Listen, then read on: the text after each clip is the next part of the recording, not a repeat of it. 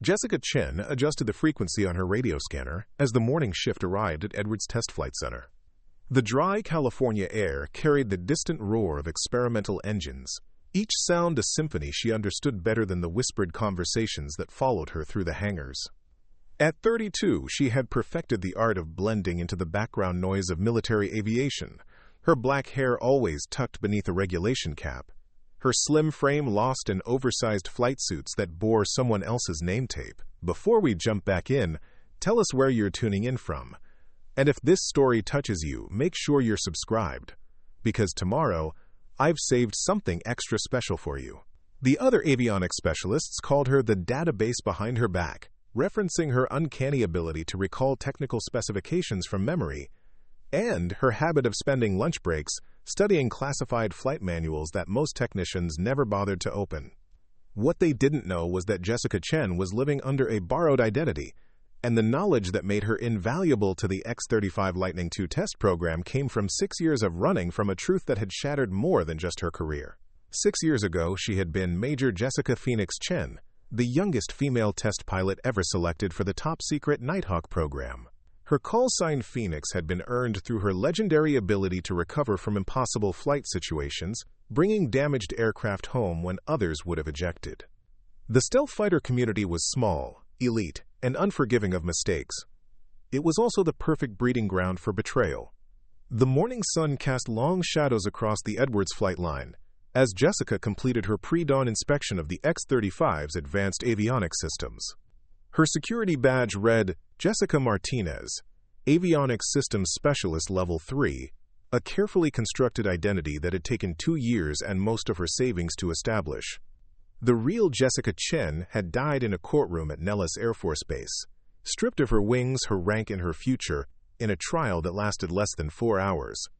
Tech Sergeant David Kim found her elbow deep in the prototype's navigation computer, her small hands moving with the precision of someone who understood not just what each component did, but why it had been designed that way. Kim had supervised the avionics team for 8 years, and in that time, he had never encountered a technician with Jessica's intuitive grasp of complex systems. Martinez, Kim called out, using the name that still felt foreign to Jessica's ears even after 6 years.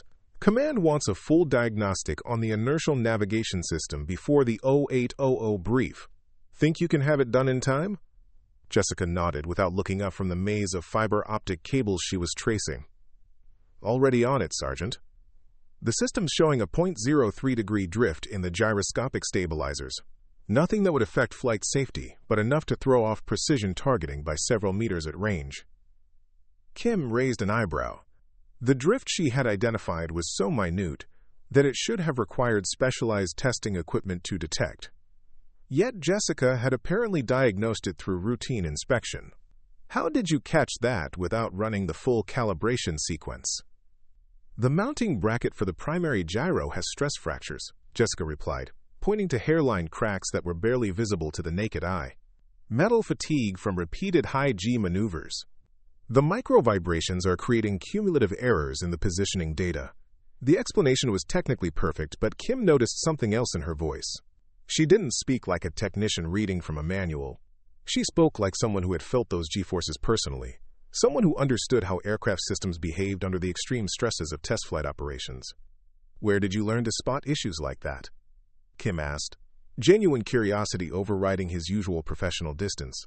Jessica's hands stilled for just a moment, a barely perceptible hesitation that someone less observant might have missed. Technical school, she said finally. Plus 6 years of working on systems like these. You start to recognize patterns. It was a carefully practiced answer, one that contained just enough truth to be believable, while concealing the fact that she had learned to recognize those patterns from the pilot's seat of some of the most advanced aircraft ever built. Before her fall from grace, Major Jessica Chen had logged over 2,000 hours in experimental aircraft, pushing cutting-edge technology to its limits and beyond. The X-35 Lightning II represented the pinnacle of modern fighter aircraft design, a multi-role stealth fighter capable of conventional takeoff and landing, short takeoff and vertical landing, and carrier-based operations. Its advanced avionics suite incorporated lessons learned from every stealth aircraft program dating back to the original Have Blue demonstrator. Jessica knew these systems intimately because she had helped test many of their predecessors. As she worked, muscle memory guided her movements through diagnostic procedures that she had performed countless times before, but from the other side of the aircraft. She had once been responsible for wringing every ounce of performance from experimental fighters, documenting their capabilities and limitations for the engineers who would refine them into operational aircraft. Now she was relegated to maintaining systems she had once pushed beyond their design specifications, close enough to touch the technology she had helped develop, but forever barred from flying it. The morning briefing room buzzed with the controlled energy that characterized test flight operations.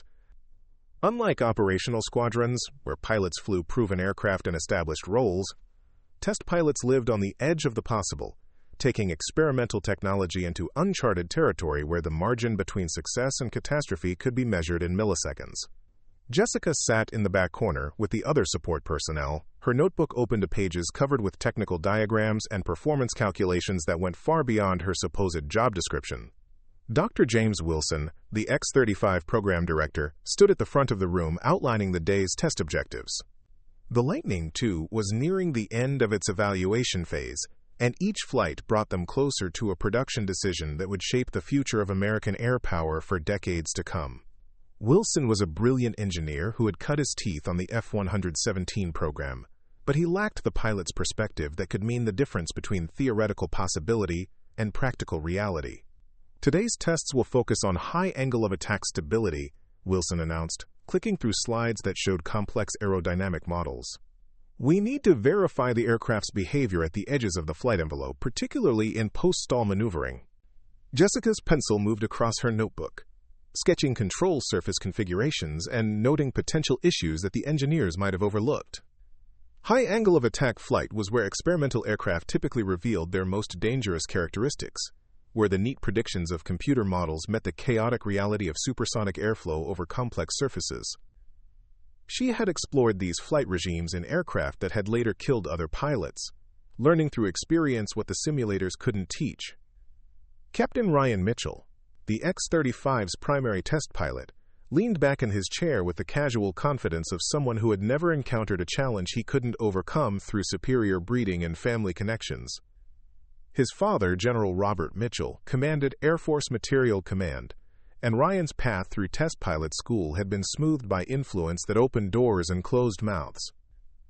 He possessed adequate flying skills backed by political protection that made him effectively untouchable. "The computer models are all well and good," Mitchell drawled, his voice carrying the easy arrogance of inherited privilege. "But real pilots don't fly equations. We fly airplanes. The X-35 handles like a dream because it was designed by people who understand what pilots actually need." Lieutenant Amy Rodriguez, one of the few female pilots in the test program, shifted uncomfortably in her seat. She had earned her position through undeniable skill and tireless dedication, fighting for every opportunity in a community that still questioned whether women belonged in experimental aircraft. Rodriguez recognized something familiar in Mitchell's dismissive attitude toward the technical staff, the casual assumption that those who didn't wear wings were somehow less worthy of consideration. Jessica continued taking notes, her detailed analysis revealing an understanding of flight test procedures that went far beyond what any avionics technician should possess. She sketched potential failure modes and recovery procedures, noting configurations that might cause control authority problems or uncommanded departures from controlled flight. Her knowledge came from hard experience earned in aircraft where making the wrong decision meant not coming home.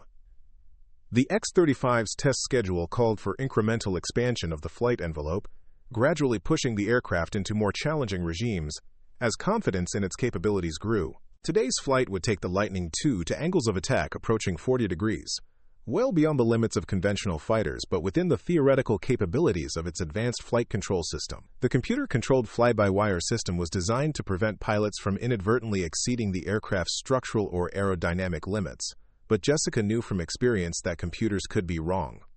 During her time as a test pilot, she had encountered situations where blind faith in automated systems led to near disasters. The F-117 program had taught her to trust her instincts when they conflicted with computer predictions, a lesson that had saved her life on more than one occasion.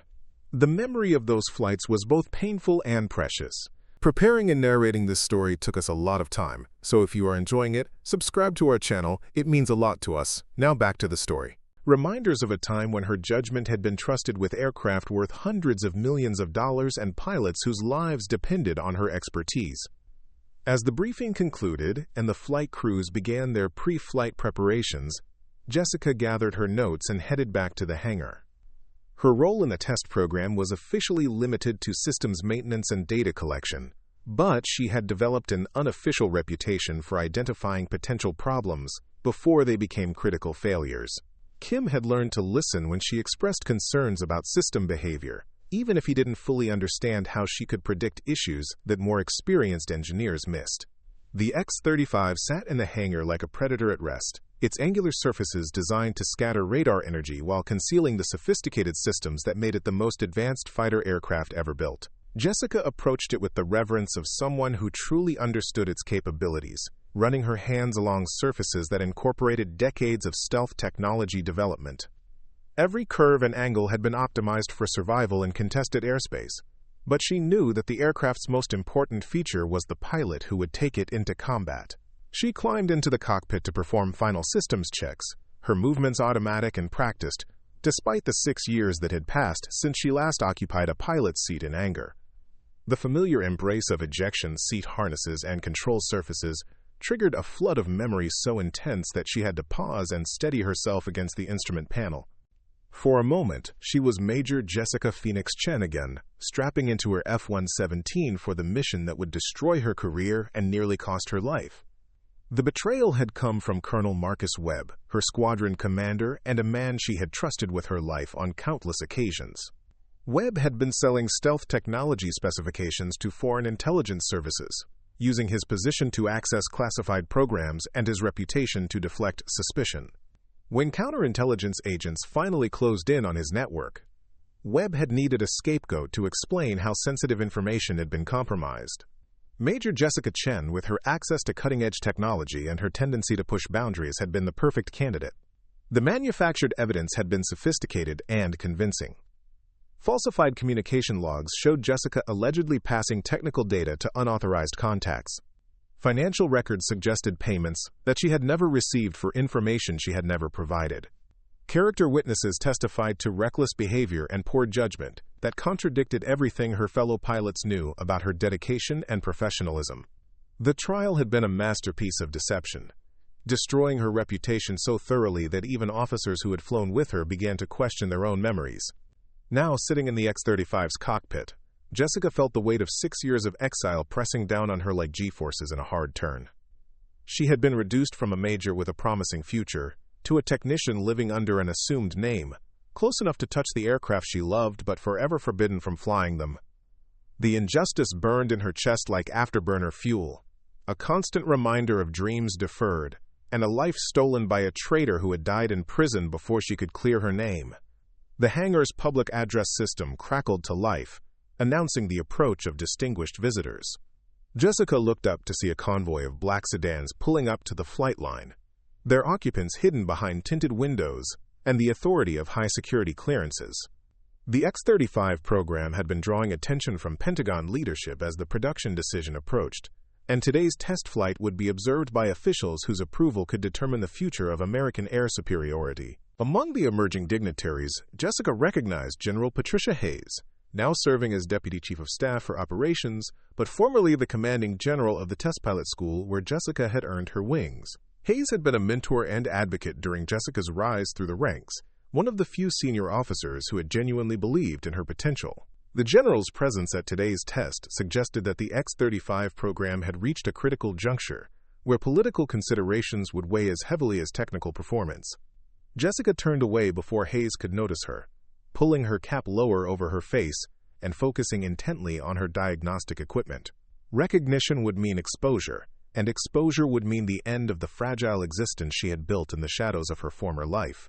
She had learned to survive by being invisible, by contributing just enough to be valuable without drawing the attention that might lead to uncomfortable questions about her background.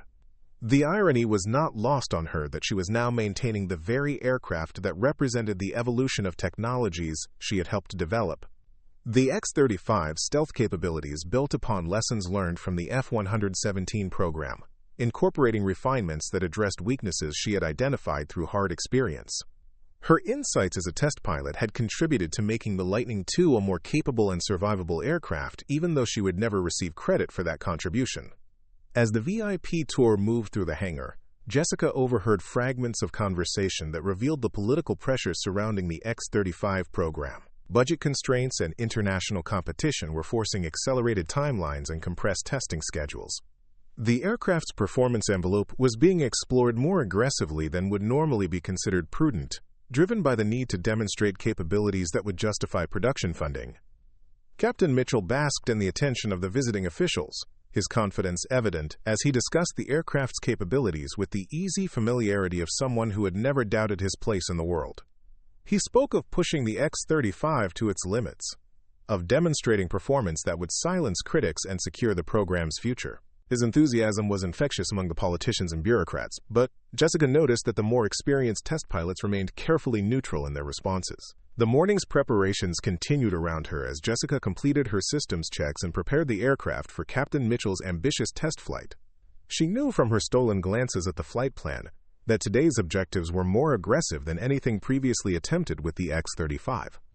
The high angle of attack testing would push the aircraft into flight regimes where small mistakes could cascade into catastrophic failures, where the difference between success and disaster might depend on split-second decisions and years of experience. As she gathered her equipment and prepared to leave the cockpit to Mitchell and his crew, Jessica allowed herself a moment of bitter reflection on the twists of fate that had brought her to this point. 6 years ago, she would have been the pilot strapping into this seat, her expertise and judgment the final arbiters of what was possible and what was merely wishful thinking. Now she was relegated to the role of observer, her knowledge and experience dismissed as irrelevant by those who saw only the uniform she was no longer allowed to wear. The transformation from Major Jessica Phoenix Chen to Jessica Martinez, avionics technician, had required more than just a change of name and documents. She had been forced to suppress instincts honed by years of training and experience, to bite her tongue when she saw mistakes being made by those who lacked her background. The psychological toll of living a lie, of denying her true self every day, had been more challenging than any flight test she had ever undertaken. Yet she endured because the alternative was worse. Exile was preferable to the federal prison that awaited if her true identity was discovered. The charges against her had never been officially dismissed, only overshadowed by her disappearance from military custody during a prisoner transport that had been arranged by sympathizers who believed in her innocence.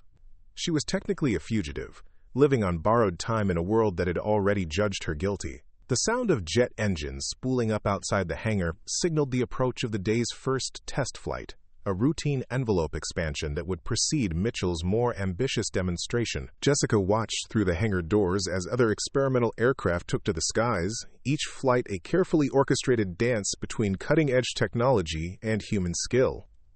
She knew that somewhere among those aircraft was the future of American military aviation, and she was now condemned to observe that future from the outside. The morning briefing for the X-35's advanced maneuvering trials brought together the most elite test pilots in the Air Force, each carrying credentials that represented years of training and thousands of hours in experimental aircraft.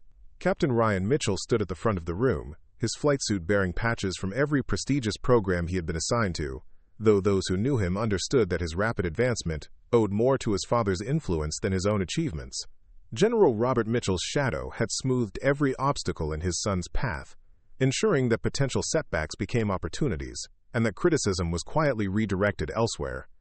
Dr. James Wilson reviewed the morning's flight parameters on the main display screen, his engineer's precision evident in every calculation and safety margin. The X-35 Lightning II would be pushed through increasingly aggressive maneuvers, testing the aircraft's stability and control authority at the extreme edges of its performance envelope. The fly-by-wire flight control system had been designed to prevent catastrophic departures from controlled flight, but theory and practice sometimes diverged in ways that could prove fatal.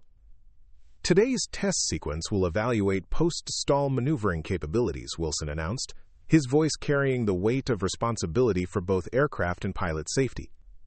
We'll be exploring angles of attack up to 50 degrees, well beyond conventional fighter aircraft limitations but within the X-35's theoretical operational parameters. Jessica Martinez sat in her assigned position among the support technicians, her notebook filling with detailed observations about control surface deflections, engine response characteristics, and potential failure modes that the official test plans seemed to overlook. Her understanding of high angle of attack flight dynamics came from personal experience in situations where making the wrong decision meant not walking away from the aircraft, knowledge that made her acutely aware of the risks being discussed so casually. Lieutenant Amy Rodriguez raised her hand from her position among the backup pilots, her expression reflecting genuine concern about the aggressive test schedule. "Sir, the computer models are based on wind tunnel data and simulations. Are we confident that the actual aircraft will behave exactly as predicted when we push it this hard?" Mitchell's response was immediate and dismissive, his tone suggesting that questioning the test parameters was a sign of weakness rather than prudence. "The X-35 is the most advanced fighter ever built, Lieutenant. Every system has been tested and validated through the most sophisticated analysis tools available. Doubting the engineering is like doubting gravity." The analogy drew chuckles from some of the more junior officers, but Jessica noticed that the senior test pilots remained silent.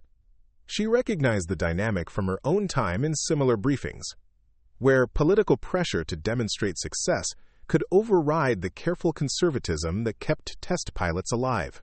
The X-35 program had consumed billions of dollars and represented the future of American air superiority, creating incentives to push boundaries that might be better approached more gradually. Rodriguez persisted despite the implied criticism, her voice steady and professional. "I understand the confidence in the design, sir, but test flying is about discovering what we don't know. Pushing multiple boundaries simultaneously increases the risk of encountering unexpected interactions between systems." Mitchell's expression hardened, his response revealing the arrogance that his privileged background had instilled. That's exactly the kind of timid thinking that's held back American aviation development. While our pilots are worrying about theoretical risks, other countries are building aircraft that might surpass our capabilities. The X-35 was designed to be pushed hard, and that's exactly what we're going to do. The exchange revealed fundamental differences in philosophy between those who had earned their positions through merit and those who had inherited them through connections. Rodriguez had clawed her way through every level of training, facing skepticism and prejudice that forced her to be better than her male counterparts just to be considered equal.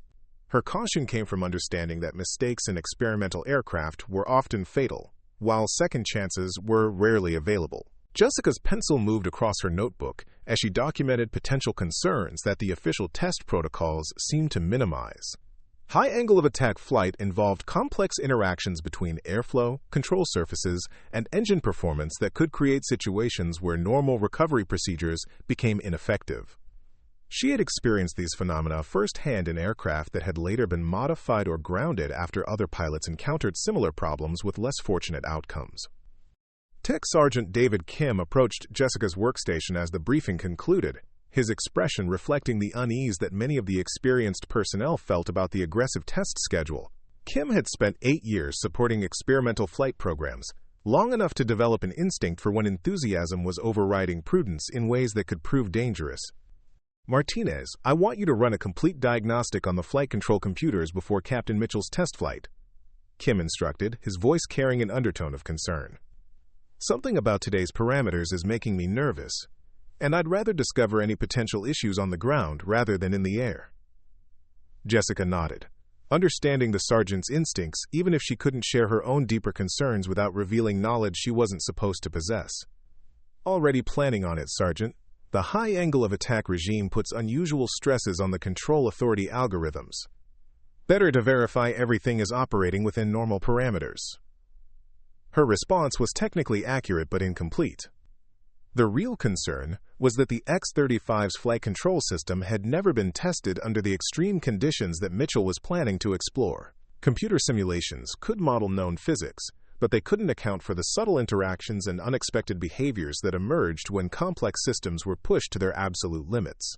As the briefing room emptied, Jessica overheard fragments of conversation that revealed the political pressures driving the aggressive test schedule.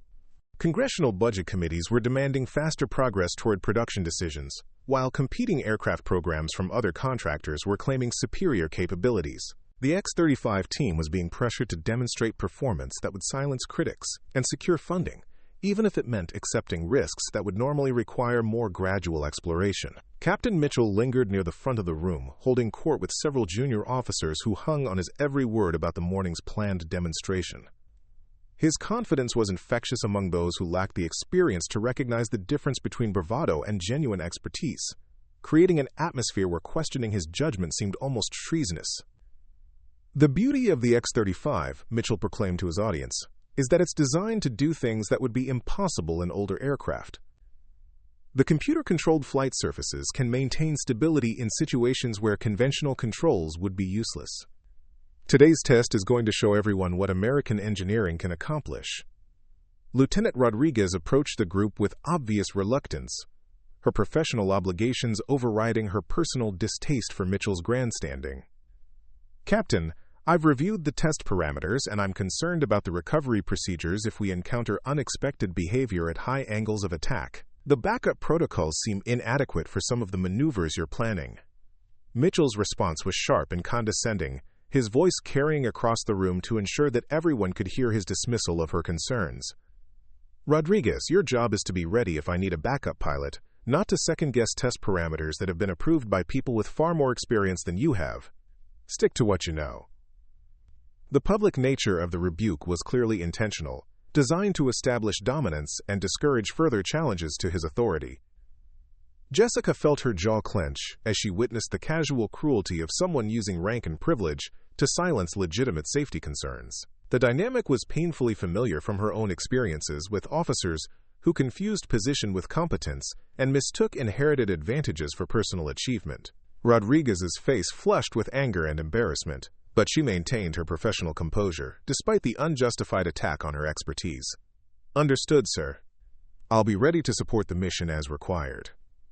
The lieutenant's dignity in the face of humiliation reminded Jessica of her own struggles against institutional prejudice and personal attacks. The military aviation community remained dominated by men who often viewed female pilots as curiosities or threats, rather than colleagues, creating environments where women had to be exceptional just to be accepted as adequate. Dr. Wilson cleared his throat to regain control of the situation, his engineer's sensibilities clearly uncomfortable with the personal dynamics that were overshadowing technical discussions. "Let's focus on the mission requirements and safety protocols. Captain Mitchell, please review the emergency procedures one more time before we proceed to pre-flight preparations." The tension in the room was palpable as Mitchell grudgingly acknowledged the director's request, his body language suggesting that he considered the safety review an unnecessary formality rather than a critical component of experimental flight operations. Jessica had seen similar attitudes in other test pilots who had become overconfident in their abilities and dismissive of procedures that had been written in blood through the experiences of those who had not been fortunate enough to survive their mistakes. As the group dispersed toward their various pre-flight responsibilities, Jessica gathered her diagnostic equipment and headed toward the hangar where the X-35 waited.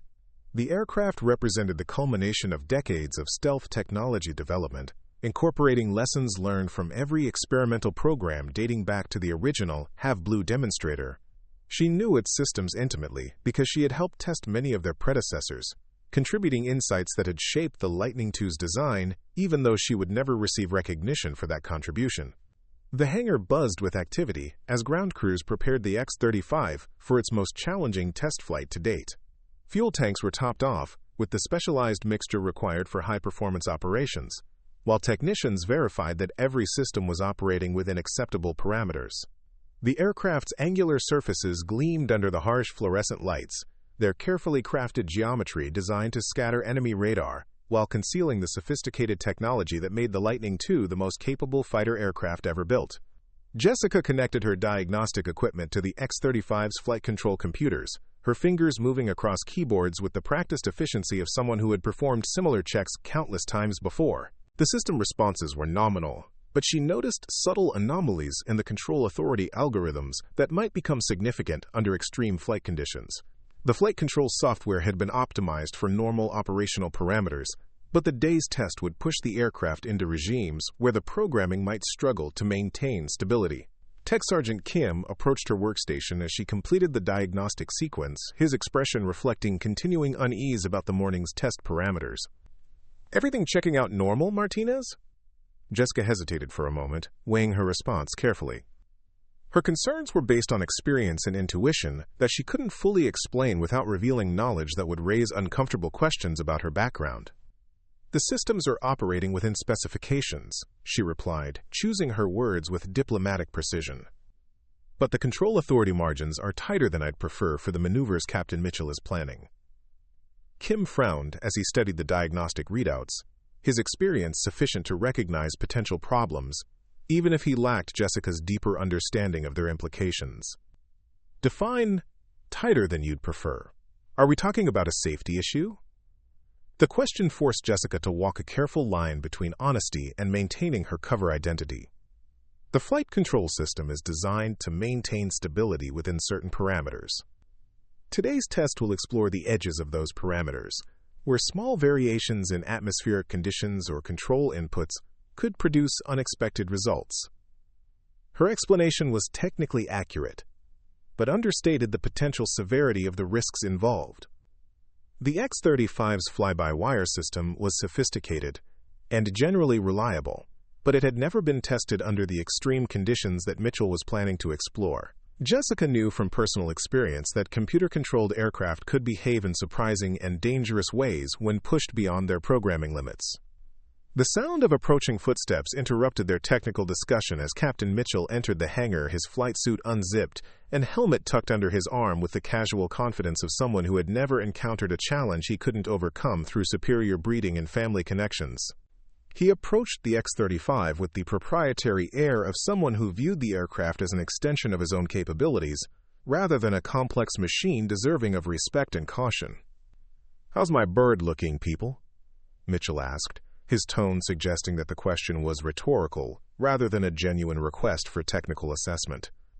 "I hope you've got her ready to make history today." Kim responded with professional courtesy despite his personal reservations about the test pilot's attitude towards safety procedures. "All systems are showing nominal, Captain. Martinez here has been running extended diagnostics on the flight control computers, and everything appears to be operating within specifications." Mitchell's gaze fell on Jessica with the dismissive indifference that characterized his interactions with support personnel, his expression suggesting that he viewed technicians as interchangeable components rather than skilled professionals whose expertise could mean the difference between mission success and catastrophic failure. "Outstanding. I'm sure the computers are all properly calibrated and ready to do what they're told."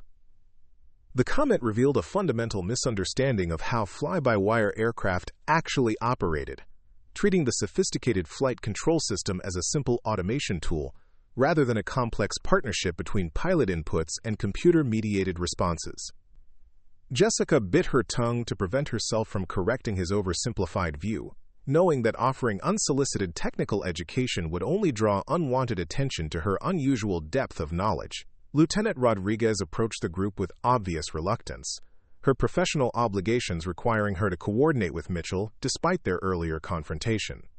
She carried a clipboard thick with emergency procedures and contingency plans, documentation that reflected her thorough preparation for whatever role she might be called upon to fill during the test flight. "Captain, I've reviewed the emergency protocols with the rescue crews," Rodriguez reported, her voice maintaining strict professional neutrality. "They're positioned at optimal locations for rapid response if anything goes wrong during the high angle of attack sequences." Mitchell's response was predictably dismissive, his tone suggesting that discussing emergency procedures was a sign of weakness rather than prudent planning. "I appreciate your thoroughness, Rodriguez, but I don't anticipate needing any emergency assistance. The X-35 is designed to handle everything I'm planning to throw at it." His confidence was absolute and unshakable, the product of a lifetime spent believing that his advantages were earned rather than inherited. Jessica recognized the dangerous mindset of someone who had never faced real consequences for his mistakes, who confused good fortune with superior skill and mistook institutional protection for personal competence. Dr. Wilson joined the group as final preparations continued, his engineer's eyes scanning the various readouts and status displays that monitored the X-35's condition. The program director carried the weight of responsibility for both the aircraft's development and the safety of those who flew it, a burden that was evident in the careful attention he paid to every detail of the test preparation. "Captain Mitchell, I want to emphasize once more that today's test parameters represent the absolute edge of our current understanding," Wilson said, his voice carrying the gravitas of someone who had spent decades working with experimental aircraft. "If you encounter anything unexpected, anything at all, I want you to immediately discontinue the test and return to base." Mitchell's nod was perfunctory, his body language suggesting that he considered the warning an unnecessary formality rather than critical guidance, from someone whose experience had been earned through years of pushing technological boundaries. "Understood, Doc, but I'm confident that the X-35 is going to perform exactly as advertised." The exchange highlighted the fundamental tension between engineering caution and pilot confidence that characterized every experimental flight program. Engineers approached unknown territory with careful incrementalism, while test pilots were selected precisely because they possessed the confidence to venture into regions where others feared to go. The challenge was maintaining the proper balance between boldness and recklessness, between pushing boundaries and preserving lives. Jessica completed her system checks and began gathering her equipment, her role in the pre-flight preparations officially complete. She would observe the test flight from the control room, monitoring the X-35's performance through telemetry data, while Captain Mitchell explored the aircraft's capabilities firsthand. The arrangement was a bitter reminder of how far she had fallen from her former position, reduced from active participant to passive observer in the advancement of aviation technology. As she prepared to leave the hangar, Jessica allowed herself one final look at the X-35 Lightning II, its sleek lines and angular surfaces representing the cutting edge of military aviation development. The aircraft incorporated technologies and design philosophies that she had helped develop during her time as a test pilot, contributions that would forever remain unacknowledged due to the circumstances of her exile. The irony was not lost on her that she was now relegated to maintaining aircraft whose capabilities she understood better than many of the pilots who flew them. The morning sun climbed higher over Edwards Air Force Base as test personnel took their positions for what promised to be either a breakthrough demonstration of American aviation superiority or a cautionary tale about the dangers of pushing experimental technology too aggressively. Captain Mitchell's confidence remained unshaken as he began his pre-flight routine, his movements reflecting the casual ease of someone who had never doubted his place in the world or questioned his right to command the most advanced aircraft ever built. Jessica made her way toward the control room where she would monitor the test flight through computer screens and radio communications, a poor substitute for the direct experience of feeling an aircraft respond to control inputs under extreme conditions. She carried with her the weight of knowledge that she could not share, and concerns that she could not voice without revealing her true identity and risking exposure of the carefully constructed new life she had built from the ashes of her former career. The control room at Edwards Test Flight Center hummed with nervous energy, as dozens of engineers, technicians, and officials gathered to witness Captain Mitchell's ambitious demonstration of the X-35's capabilities. Jessica positioned herself at a monitoring station in the back corner, her security clearance allowing access to the telemetry feeds but keeping her safely removed from the decision-makers who would evaluate the aircraft's performance. Multiple screens displayed real-time data streams from every sensor and system aboard the Lightning II, creating a digital portrait of the most advanced fighter aircraft ever built.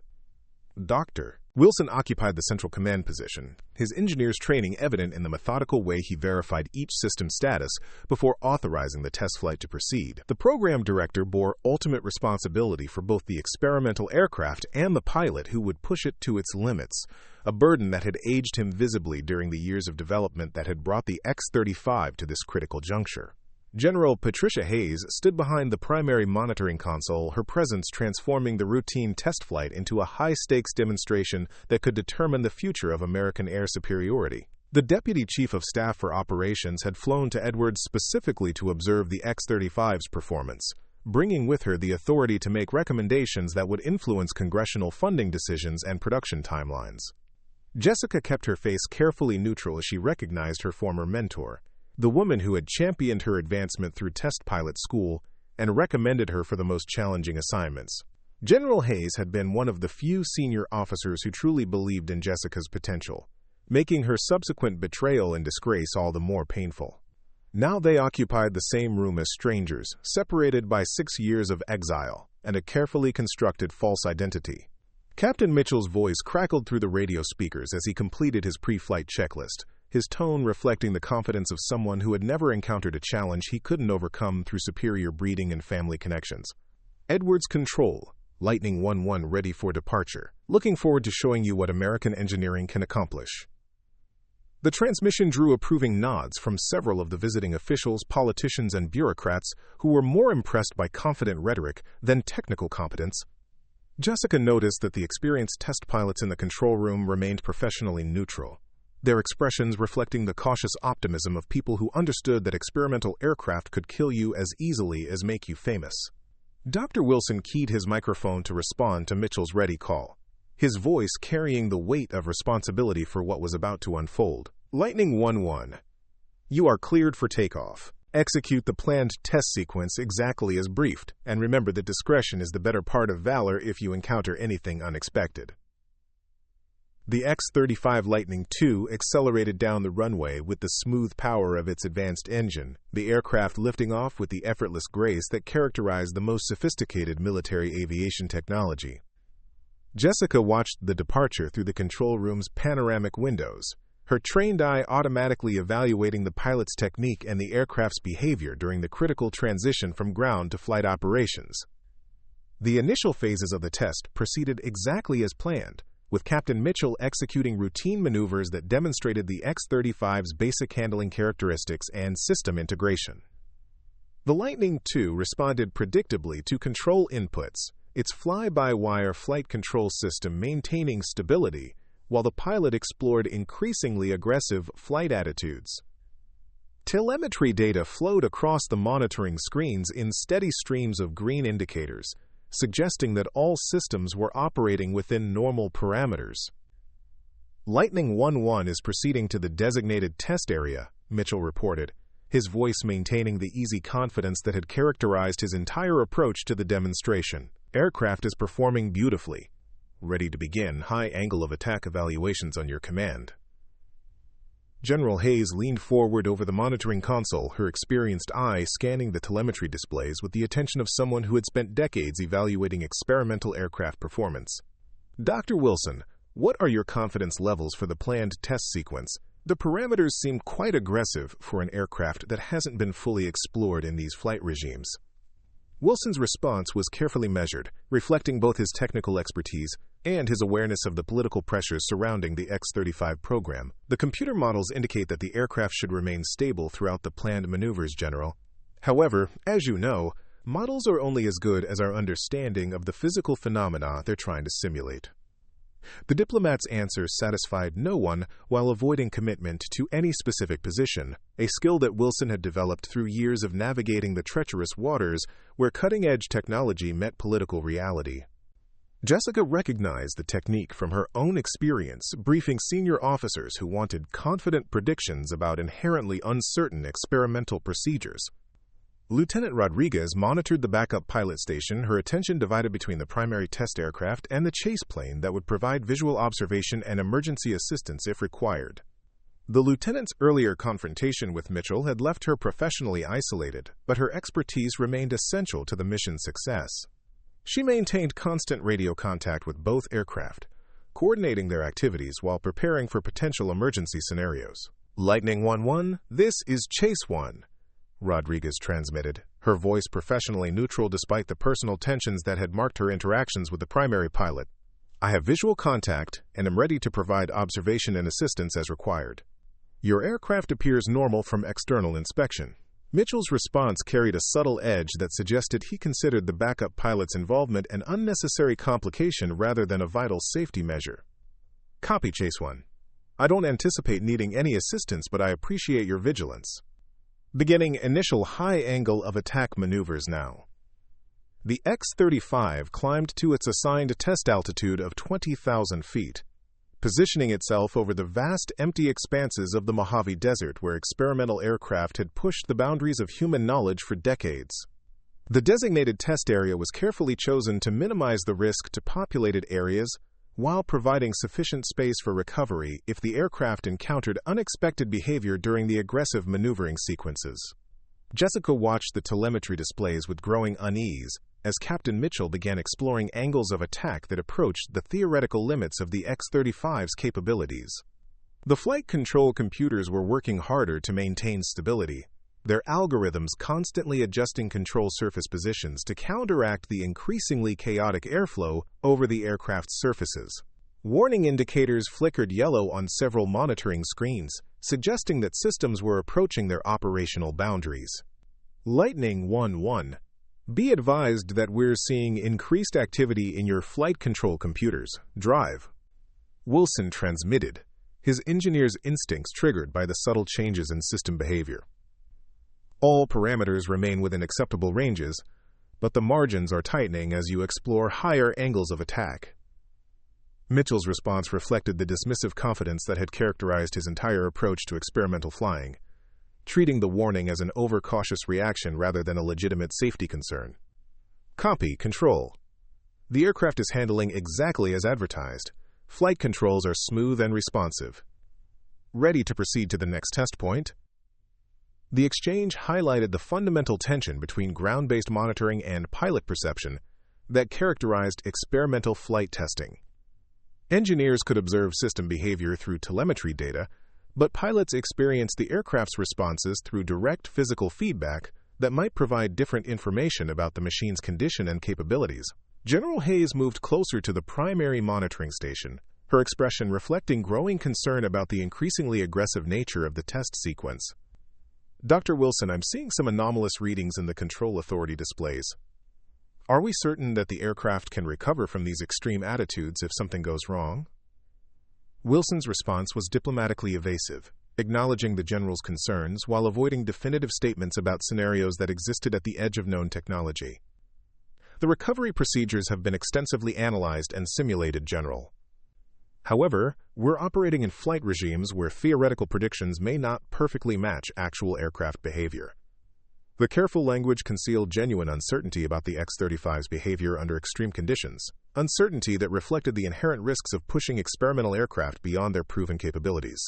Jessica understood the subtext because she had lived through similar situations, moments where the difference between theoretical possibility and practical reality could determine whether a pilot walked away from an aircraft or became a statistic in the advancement of human knowledge. Captain Mitchell pushed the X-35 through increasingly dramatic maneuvers, each test point bringing the aircraft closer to the edge of its performance envelope. The Lightning II's angular surfaces carved through the thin air at altitude, its stealth design creating complex interactions between airflow and control surfaces that challenged even the most sophisticated computer models. Telemetry readings fluctuated as the flight control system struggled to maintain stability in conditions that existed at the very limits of its programming. Lightning 1-1, we're observing some oscillations in your control surface positions, Lieutenant Rodriguez reported from the chase aircraft, her pilot's eye detecting subtle changes in the X-35's behavior that might not be apparent from ground-based observations. The aircraft appears to be working harder to maintain controlled flight. Mitchell's response was sharp and dismissive, his tone suggesting that he considered the backup pilot's observations unwelcome interference rather than valuable safety information. Negative, Chase 1. Aircraft is performing nominally. I have full control authority and am proceeding with the planned test sequence. The exchange reflected the dangerous dynamic where pilot ego could override prudent safety practices, creating situations where legitimate concerns were dismissed as timidity or incompetence. Jessica had witnessed similar interactions during her own test pilot career, moments where the pressure to demonstrate capability could lead to decisions that prioritized bravado over survival. Dr. Wilson's voice carried increasing urgency as he attempted to communicate growing concerns about the aircraft's behavior to a pilot who seemed determined to push boundaries regardless of risk. Lightning 1-1. We're seeing control authority margins approaching minimum acceptable levels. Recommend terminating the current test sequence and returning to base for evaluation. The recommendation was both technically sound and politically explosive, suggesting that the X-35's most important demonstration might be curtailed due to safety concerns. General Hayes exchanged glances with other senior officials, their expressions reflecting awareness that canceling the test would raise serious questions about the aircraft's readiness for production and the wisdom of the enormous investment in its development. Captain Mitchell's response was immediate and defiant, his voice carrying the absolute confidence of someone who had never faced real consequences for his decisions. Negative, Control. I have the aircraft under complete control, and we're just getting to the good stuff. The X-35 was designed for this kind of flying, and I'm going to prove it. The transmission sent a chill through the control room as experienced personnel recognized the dangerous mindset of a pilot who had confused confidence with competence and mistaken inherited advantages for personal expertise. Jessica felt her heart rate increase as she watched telemetry displays that painted an increasingly alarming picture of an aircraft being pushed beyond its tested capabilities by someone whose judgment might be fatally flawed. Lieutenant Rodriguez tried once more to inject caution into the rapidly deteriorating situation, her professional obligations overriding the personal animosity that had developed between her and the primary pilot. Lightning 1-1. I'm observing visible airframe vibrations and unusual control surface activity. Strongly recommend reducing angle of attack and returning to stable flight configuration. Mitchell's response was both personal and professional in its dismissiveness, attacking both the backup pilot's competence and her right to offer opinions about his flying. Chase 1. I don't recall asking for your assessment of my flying technique. Focus on your own aircraft and let me handle mine. The rebuke was delivered over an open radio channel, ensuring that everyone in the control room and support aircraft could hear the primary pilot's casual cruelty toward a fellow officer whose only crime was expressing legitimate safety concerns. Jessica felt her jaw clench as she witnessed another example of Mitchell's willingness to use rank and privilege to silence opposition rather than address the substance of challenges to his judgment. General Hayes stepped forward to the primary communications console, her command presence immediately apparent as she prepared to intervene in a situation that was rapidly spiraling beyond acceptable risk levels. Lightning 1-1. This is General Hayes. I am directing you to immediately terminate the current test sequence and return to Edwards for evaluation. This is not a request. The General's intervention represented a direct challenge to Captain Mitchell's authority and judgment, forcing him to choose between obedience to superior rank and continuation of a demonstration that had become more about personal vindication than technical evaluation. The silence that followed her transmission seemed to stretch forever, as everyone waited to see whether the pilot would accept direction or continue down a path that could prove catastrophic. General Hayes, with all due respect, I am the test pilot in command of this aircraft, Mitchell finally responded, his voice carrying an edge of defiance that shocked everyone who heard it. I have full situational awareness and complete confidence in the X-35's capabilities. Request permission to continue the planned test sequence. The response was both insubordinate and professionally suicidal, representing a direct challenge to the authority of one of the Air Force's most senior officers. Jessica watched the faces around the control room as personnel absorbed the implications of what they had just witnessed. A captain effectively refusing a direct order from a three-star general in front of dozens of witnesses. Dr. Wilson attempted to defuse the explosive situation through technical intervention, his engineers' training focused on preventing catastrophic outcomes rather than managing political confrontations. Lightning 1-1, regardless of authority issues, the telemetry data is showing concerning trends in multiple systems. As program director, I am strongly recommending immediate return to base. The appeal to technical rather than military authority represented Wilson's attempt to provide Mitchell with a face-saving way to end the demonstration without appearing to submit to General Hayes's direct order. The program director understood that the pilot's career was already effectively over, but his primary concern remained preventing the loss of both aircraft and pilot in a demonstration that had moved far beyond acceptable risk levels.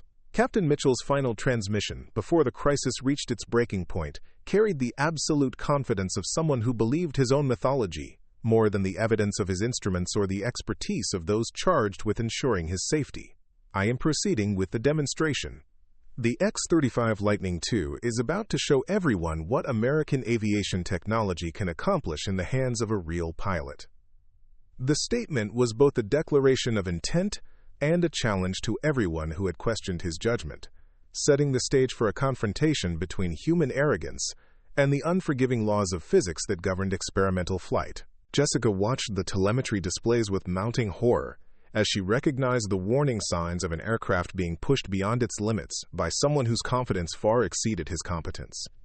The X-35 Lightning II climbed toward the ultimate test of its capabilities, carrying with it a pilot whose determination to prove his superiority had overridden every safety protocol and professional guideline that stood between experimental aviation and catastrophic failure. In the control room below, dozens of the most experienced aerospace professionals in the world could only watch and wait as the situation developed beyond their ability to influence or control.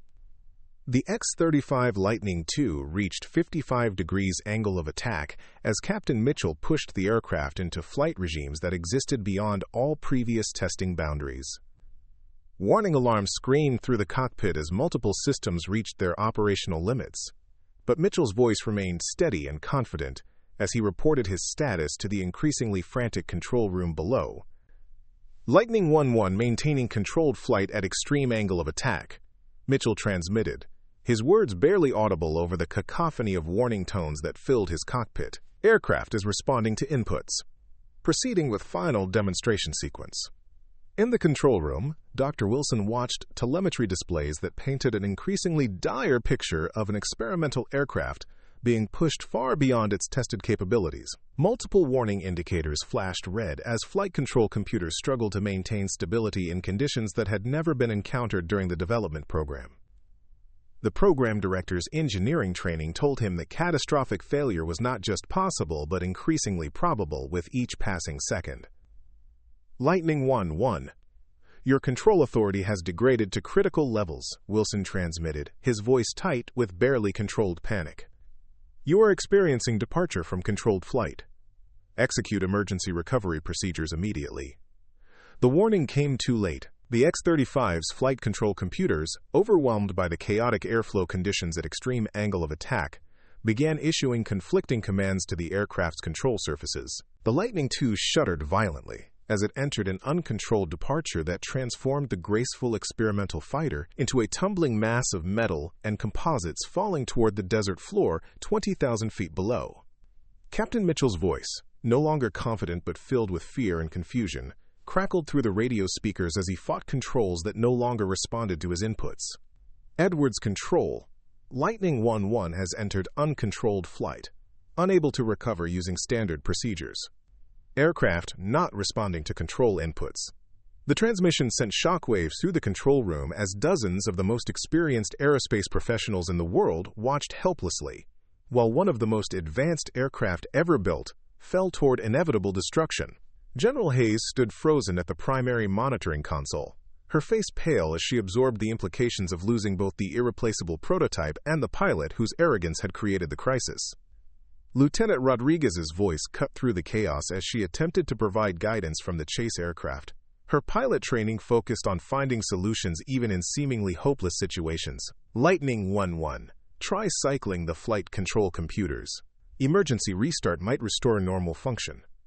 Mitchell's response was increasingly desperate as he tried every recovery procedure in his training, while the X-35 continued its uncontrolled descent toward the unforgiving desert landscape. Negative effect from computer restart. Aircraft continues to tumble. Altitude passing through 15,000 feet and decreasing rapidly. Dr. Wilson reached for the microphone to order immediate ejection, understanding that saving the pilot's life was more important than preserving even the most advanced experimental aircraft. The X-35 represented billions of dollars in development costs and decades of technological advancement, but human life remained the paramount consideration in any test flight emergency. Before Wilson could issue the ejection command, a new voice cut through the radio frequencies with crystal clarity and absolute authority. The transmission came not from the designated communication channels, but from an emergency frequency that bypassed normal protocols, carrying the unmistakable confidence of someone who understood exactly what needed to be done. Lightning 1-1, this is Phoenix. I have solutions for your emergency. The call sign sent shockwaves through the control room as senior personnel recognized a name that had been legendary in test pilot circles before disappearing in scandal and disgrace 6 years earlier. General Hayes stepped backward from the monitoring console as if struck by lightning, her eyes wide with disbelief as she processed the impossible implications of what she had just heard. Jessica Chen's transformation from anonymous technician to emergency flight instructor was instantaneous and complete. 6 years of careful anonymity evaporated as she keyed the radio microphone with the automatic authority of someone who had faced similar emergencies and survived to develop solutions that existed in no training manual or emergency checklist. Lightning 1-1, your departure is caused by control surface authority saturation at extreme angle of attack, Jessica transmitted, her voice carrying the calm precision of someone who had experienced identical situations and lived to analyze their causes. Standard recovery procedures will not work because the flight control computers cannot process the conflicting aerodynamic inputs. Captain Mitchell's response was confused and desperate, his training providing no context for receiving emergency assistance from an unknown source, using procedures that existed nowhere in his experience. "Phoenix, who is this? How do you know about my aircraft systems?" Jessica ignored the question and continued providing life-saving guidance, her instructions based on hard-won experience with experimental aircraft that had departed controlled flight under similar circumstances. Disable the primary flight control computer by pulling the number 2 circuit breaker behind your left shoulder.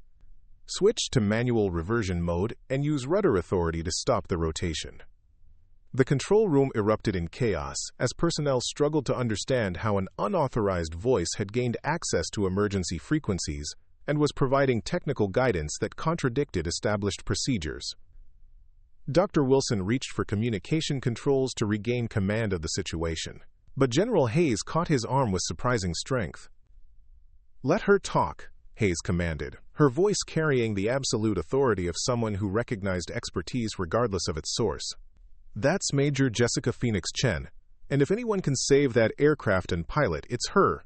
The revelation hit the control room like a physical blow, as personnel absorbed the impossible reality that one of the Air Force's most legendary test pilots was somehow involved in the crisis unfolding above them. Jessica Phoenix Chen had been court-martialed and disappeared from military service 6 years earlier, but her expertise in extreme flight situations remained unmatched by anyone in active service.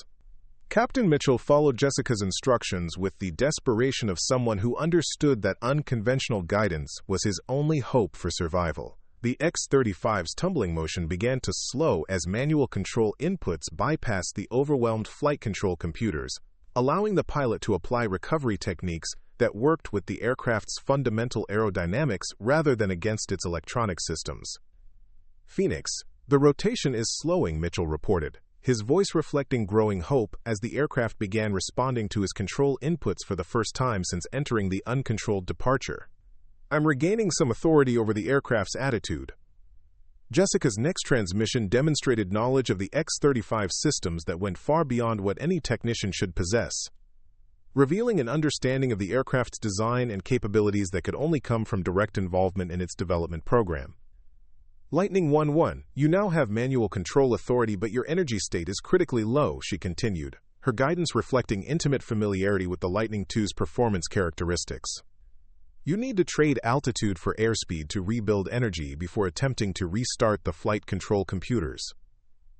The instructions were technically precise and operationally sound, but they revealed knowledge that raised serious questions about Jessica's true identity and background.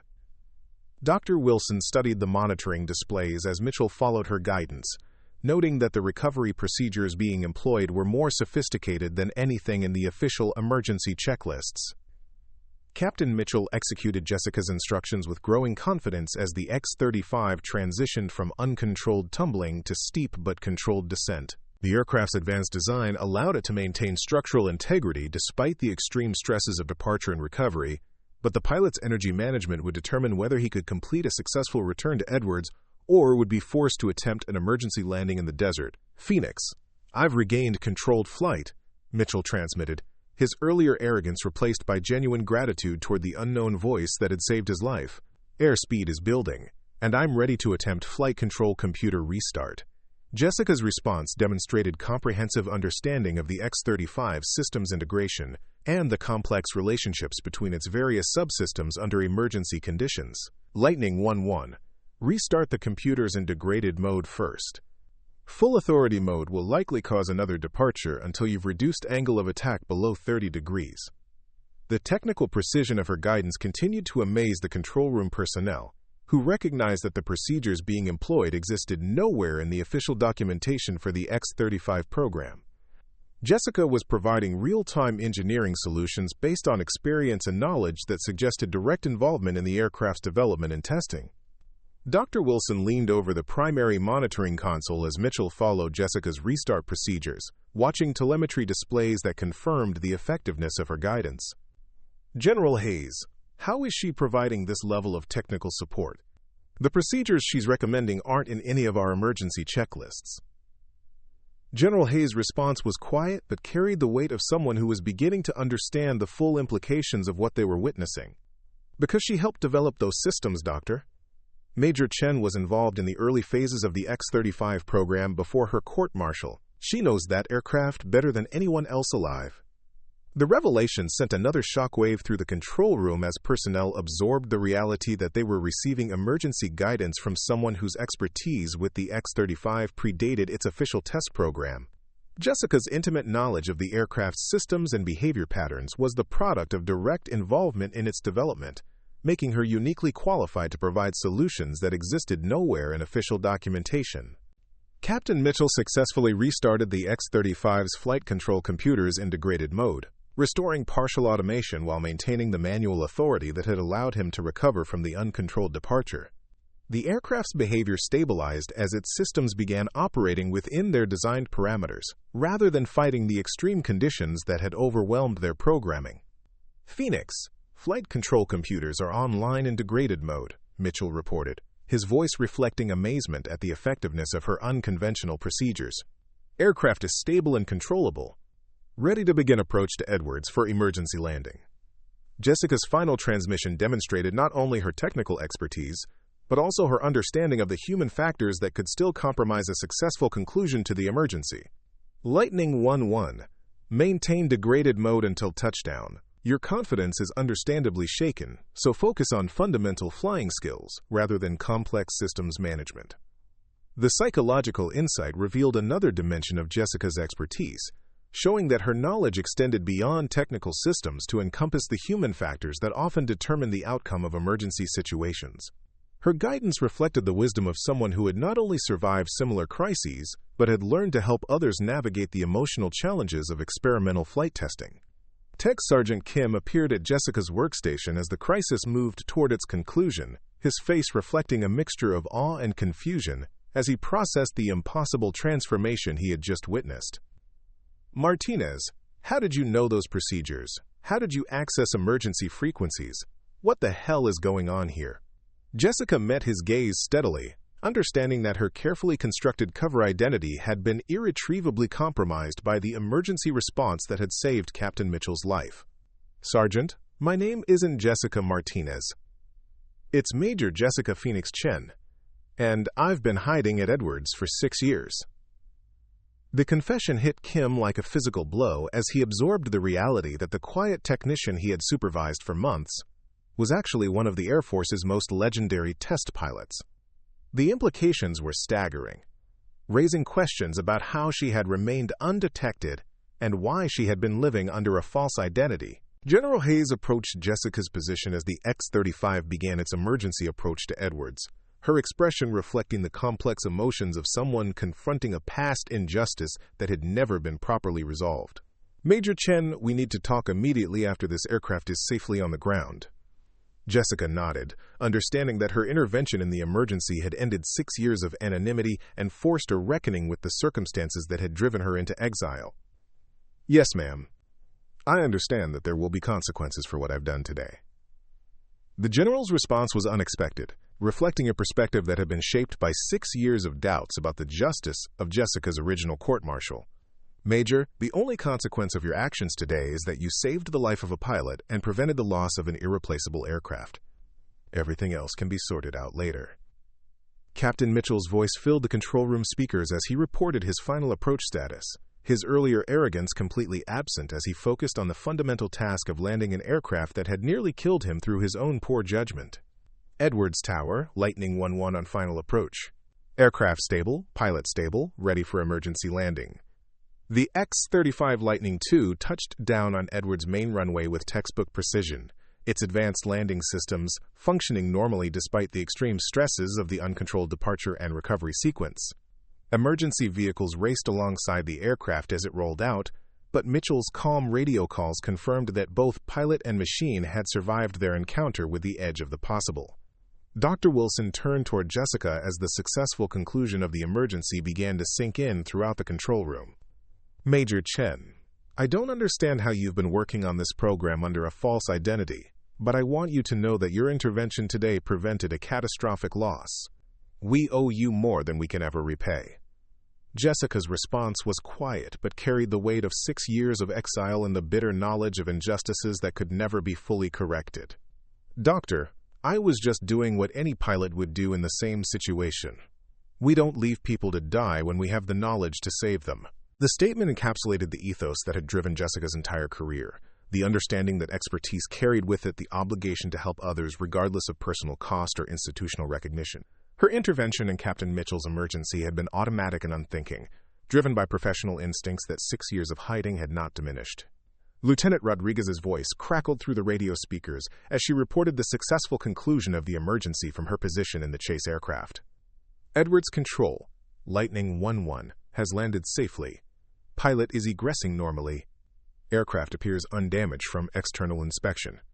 The transmission marked the end of a crisis that had nearly resulted in the loss of both the X-35 prototype and its pilot, but it also marked the beginning of a reckoning with questions that had been buried for 6 years. Jessica's emergence from anonymity had saved lives and prevented disaster, but it had also reopened wounds that the Air Force had preferred to leave undisturbed.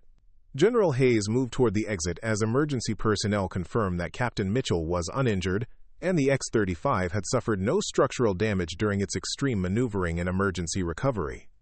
"Major Chen, please report to my temporary office in 1 hour. We have 6 years of injustice to discuss, and today's events have given us the opportunity to set things right." Jessica watched through the control room windows as the X-35 was towed toward the maintenance hangar, its sleek surfaces unmarked despite having survived conditions that existed at the very edge of aerodynamic possibility. The aircraft represented the pinnacle of American aerospace technology, but its survival had depended on knowledge and expertise that existed outside official channels, carried by someone the Air Force had tried to erase from history. Tech Sergeant Kim stood beside her as the implications of the day's events began to sink in throughout the control room. "Major, I don't understand everything that's happened here, but I want you to know that you've been the best technician I've ever worked with. Whatever brought you to Edwards under a false name, you've more than earned your place here." The sergeant's words carried the simple dignity of someone who measured worth through competence and character rather than rank or recognition, but they also highlighted the tragic waste of 6 years during which Jessica's expertise had been relegated to maintenance tasks rather than utilized for its intended purpose of advancing aviation technology and keeping pilots alive. General Patricia Hayes' temporary office at Edwards Test Flight Center bore the sterile functionality of military efficiency, but the conversation taking place within its walls would reshape both the X-35 program and the Air Force's understanding of justice deferred. Jessica sat across from her former mentor, no longer hiding behind the carefully constructed identity of Jessica Martinez but facing the reckoning she had avoided for 6 years. The general's desk held a thick manila folder containing documents that told the story of Colonel Marcus Webb's betrayal and the systematic destruction of Major Jessica Phoenix Chen's career and reputation. Webb's deathbed confession 3 years earlier had exonerated Jessica completely, revealing the scope of his treason and the elaborate frame-up that had destroyed an innocent officer to protect a traitor's network. "Major Chen," General Hayes began, her voice carrying the weight of institutional guilt and personal regret. "Colonel Webb's confession detailed how he sold stealth technology specifications to foreign intelligence services over a period of 8 years. When counterintelligence closed in, he needed a scapegoat with sufficient access and technical knowledge to make the blame credible." Jessica listened with the detached calm of someone who had spent 6 years analyzing every aspect of her downfall, understanding the mechanics of betrayal even if she had never fully processed its emotional impact. The manufactured evidence that had destroyed her career had been sophisticated and comprehensive, designed by someone who understood both the technical details of classified programs and the institutional pressures that could be exploited to ensure swift conviction. The falsified communication logs, the fabricated financial records, the coerced testimony from compromised witnesses, Hayes continued, her voice growing harder with each detail of the injustice she was recounting. "Every piece of evidence against you was either manufactured or obtained through blackmail and bribery. You were innocent of everything except trusting the wrong person." The vindication was complete and official, but Jessica felt surprisingly little satisfaction in hearing the truth acknowledged after 6 years of exile. The knowledge that she had been right about her innocence had sustained her through the darkest periods of her hiding, but official recognition could not restore the years that had been stolen or resurrect the career that had been murdered through institutional cowardice and expedience. Dr. Wilson knocked on the office door and entered carrying additional files that detailed the technical contributions Jessica had made to stealth aircraft programs during her legitimate service. General Hayes, I've been reviewing Major Chen's service record and her involvement in the early X-35 development work. Her insights into control authority problems at extreme flight conditions were instrumental in designing the recovery procedures that saved Captain Mitchell's life today. The irony was profound and bitter. Jessica's expertise had helped create solutions to problems that would later save the life of a pilot whose arrogance had nearly destroyed the aircraft she had helped develop. The X-35's emergency procedures bore her intellectual fingerprints, though her contributions had been officially erased when her security clearances were revoked and her name removed from all program documentation. Major Chen, Dr. Wilson continued, his engineer's precision evident in every word. The Air Force needs pilots with your level of expertise in experimental aircraft testing. The current generation of test pilots lacks the deep systems knowledge that comes from being involved in development from the ground up. Would you consider returning to active duty? The offer was everything Jessica had dreamed about during the darkest moments of her exile. Complete vindication, coupled with the opportunity to resume the career that had defined her identity and purpose. She could return to the cockpit of cutting-edge aircraft, push the boundaries of aerospace technology, and reclaim the professional recognition that had been stolen through treachery and institutional failure. General Hayes leaned forward, her expression reflecting both hope and uncertainty about Jessica's response to the unprecedented offer of complete restoration. Major, the Air Force is prepared to restore your rank retroactively, provide full back pay and benefits for the 6 years of your exile, and offer you command of any test squadron you choose. We cannot undo the injustice you suffered, but we can ensure that your expertise serves its intended purpose. Jessica stood and walked to the office window, looking out at the flight line where experimental aircraft waited for pilots brave enough and skilled enough to explore the edge of the possible. The X-35 Lightning II sat in its hangar, unmarked by its encounter with disaster thanks to guidance provided by someone the Air Force had tried to erase from existence. General Hayes.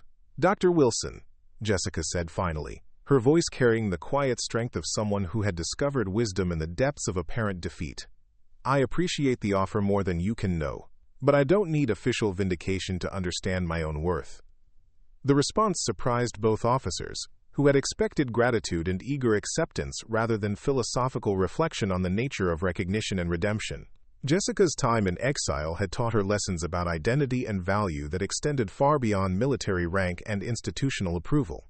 6 years ago, I measured my worth through the opinions of others, Jessica continued, turning back to face the two officers who represented the institution that had both destroyed and now sought to restore her. I needed official recognition to feel valuable, institutional approval to believe in my own competence. That dependence made me vulnerable to betrayal and destruction. She moved back to her chair but remained standing, her posture reflecting the confidence of someone who had learned to define success on her own terms rather than through external validation. Working as Jessica Martinez taught me that competence speaks for itself regardless of recognition, that helping others matters more than personal advancement, that true expertise serves humanity rather than institutional hierarchy.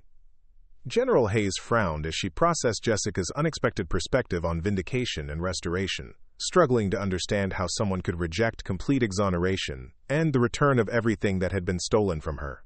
Major, you're one of the finest pilots the Air Force has ever produced. Your knowledge and experience are irreplaceable assets that could shape the future of military aviation. Jessica's smile was sad but peaceful, reflecting the hard-won wisdom of someone who had survived the complete destruction of her former life and emerged with a clearer understanding of what truly mattered. General, my knowledge and experience have been shaping military aviation for the past 6 years through the work I've done as a technician. I've contributed to system improvements, identified potential problems, and helped train the next generation of maintenance personnel.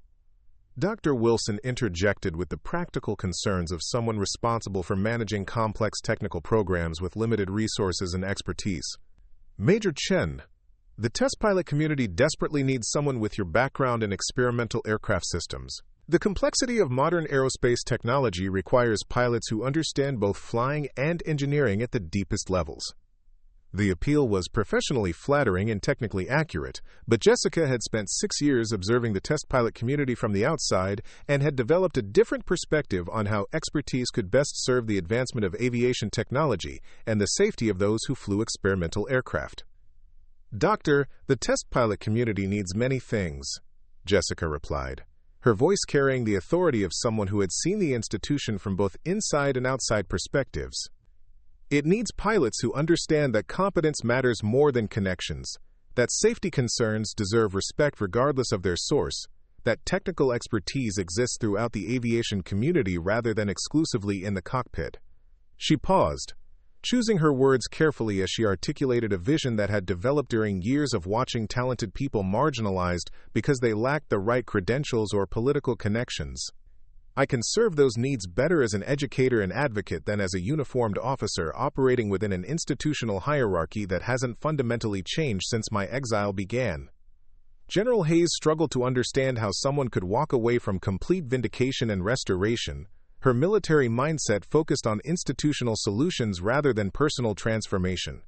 "Major, what are you saying? You don't want justice for what was done to you?" Jessica's response reflected the deep peace that comes from understanding that true justice cannot be delivered by institutions, but must be achieved through personal choices about how to respond to injustice and how to prevent it from recurring in the future. "General, justice isn't about restoring my rank or providing back pay," Jessica said, her voice carrying the quiet strength of someone who had found purpose beyond personal vindication. "Justice is ensuring that competent people like Lieutenant Rodriguez don't face discrimination and dismissal when they raise legitimate safety concerns. Justice is creating environments where expertise is valued regardless of its source." She gestured toward the window where the flight line stretched into the distance, populated by aircraft that represented decades of technological advancement and the sacrifices of countless individuals who had pushed the boundaries of human knowledge and capability.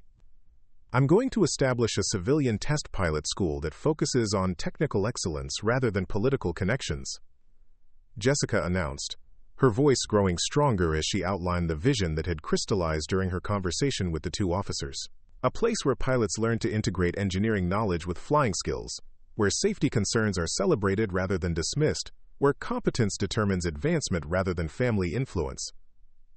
Dr. Wilson leaned forward with genuine interest, his engineer's mind immediately grasping the potential benefits of Jessica's proposed approach to test pilot education. "Major, that's an ambitious vision. How would you develop the resources and credibility necessary to establish such an institution?" Jessica's smile reflected confidence built on 6 years of careful planning and resource accumulation rather than inherited advantages or institutional support. "Doctor, I've been preparing for this opportunity since my exile began. I've maintained contact with the best pilots and engineers from every branch of military and civilian aviation. People who believe in merit over politics, competence over connections." The revelation surprised both officers, who had assumed that Jessica's time in hiding had been spent merely surviving rather than building networks and planning for future opportunities.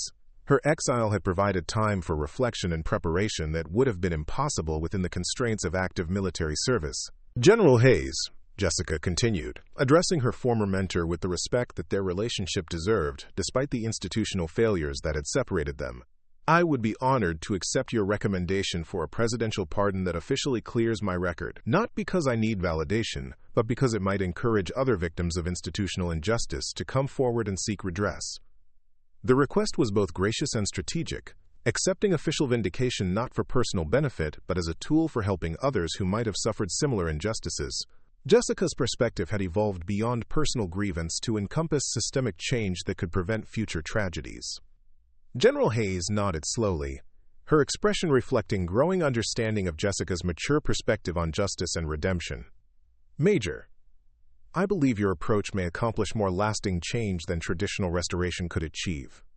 The Air Force will support your civilian school in any way possible."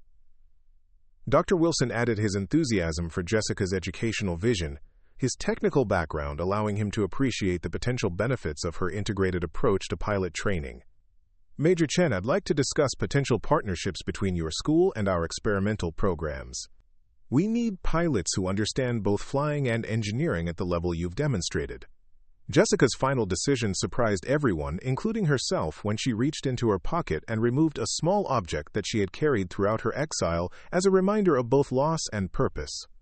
The tarnished squadron badge bearing 4 stars represented the pilots who had died in the mission that Colonel Webb's betrayal had compromised, their memories serving as a constant reminder of the human cost of institutional failure. This belongs in a place where it can inspire others to fly with honor rather than hidden away as a monument to injustice, Jessica said, placing the badge on General Hayes's desk with ceremonial precision. Use it to establish an award for pilots who demonstrate moral courage in the face of institutional pressure, who choose safety over advancement, truth over expedience. The gesture transformed the badge from a symbol of personal loss into a tool for institutional change, repurposing Jessica's pain into a force that could prevent similar tragedies in the future. The 4 stars would now honor not just the memory of fallen pilots, but also the courage of those who stood up for safety and truth, regardless of personal cost. As Jessica prepared to leave Edwards Test Flight Center for the final time as either Jessica Martinez or Major Jessica Phoenix Chen, she felt the profound peace that comes from choosing purpose over position, service over recognition, wisdom over revenge. Her journey from disgrace through exile to redemption had taught her that true victory lies not in defeating enemies, but in transcending the need for validation from those who lack the wisdom to recognize competence when they encounter it.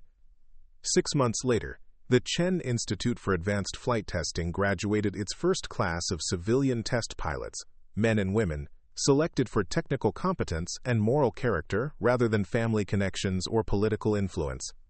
Among the graduates was Captain Ryan Mitchell, who had requested admission after his near-fatal encounter with the X-35 had taught him humility and respect for expertise regardless of its source.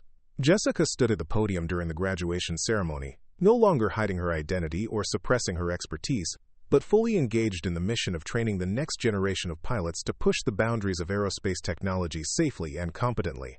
The Institute had attracted support from across the aviation community, drawing students and instructors who believed that merit should determine advancement and that safety concerns deserved respect regardless of their source. Lieutenant Amy Rodriguez, now a civilian instructor at the Institute, approached Jessica after the ceremony with news that would have seemed impossible during their time at Edwards. Director Chen, we've received applications from 12 active-duty pilots requesting resignation from military service to attend our program. They're willing to give up guaranteed careers for the opportunity to train in an environment that values competence over politics. The transformation was profound and encouraging, suggesting that Jessica's vision of merit-based aviation education was attracting the kind of people who could reshape the industry's culture from within. The Institute's reputation for technical excellence and ethical leadership was drawing talent that might otherwise have been wasted in environments where advancement depended on factors other than competence. As the sun set over the Texas facility that housed the Chen Institute, Jessica reflected on the journey that had brought her from the depths of institutional betrayal to the heights of personal fulfillment.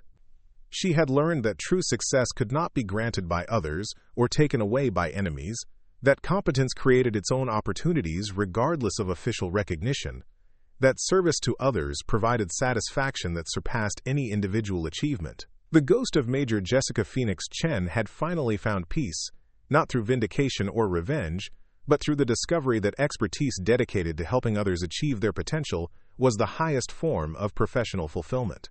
Her students would carry forward lessons learned not just about flying experimental aircraft, but about maintaining integrity under pressure, valuing competence over connections, and choosing service over self-advancement. Up next, you've got 2 more standout stories right on your screen. If this one hit the mark, you won't want to pass these up. Just click and check them out.